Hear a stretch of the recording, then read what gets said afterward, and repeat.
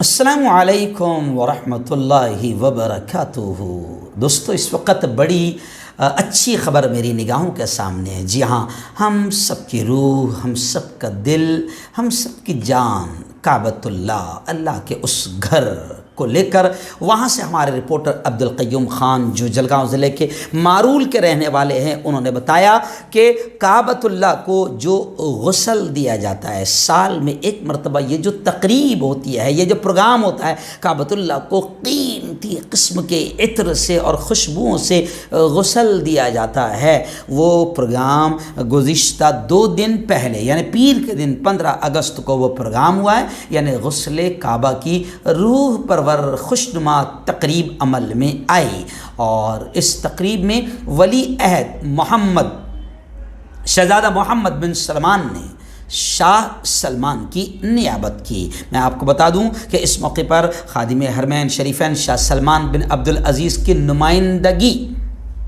ولی عہد شہزادہ محمد بن سلمان نے کی اور کعبہ شریف کو غسل دینے کا اعزاز حاصل کیا۔ اسپیشل ایمرجنسی فورس غسل کعبہ کی رسم کے موقع پر تعینات کی گئی۔ حرمین شریفین انتظامیہ کے چیف سربراہ ڈاکٹر عبدالرحمن السدیس امام حرم اور اسلامی ملکوں کے سفارتکار، ایسے ہی علماء، شاہی خاندان کے افراد اور منتخب شخصیات نے اس مبارک روح پرور عمل غسل کعبہ میں شرکت کی۔ ان کو سعادت ملی۔ ولی عہد شہزادہ محمد بن سلمان، ایسے ہی شہزادہ عبدالعزیز بن ترکی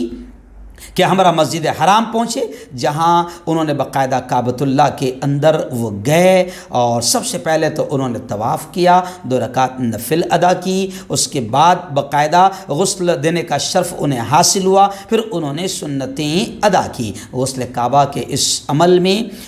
گورنر شہزادہ سعود بن نہار طائف کے گورنر، ایسے ہی جدہ کے گورنر سعود بن عبداللہ اور کبار علماء کونسل کے رکن شیخ ڈاکٹر صالح بن عبداللہ، ڈاکٹر عبداللہ بن محمد اور معزز رکن شیخ ڈاکٹر سعد بن ناصر اور جید عالم دین الشیخ ڈاکٹر بندر بن عبدالعزیز غسل کعبہ شریف کے بابرکت عمل میں شریک تھے۔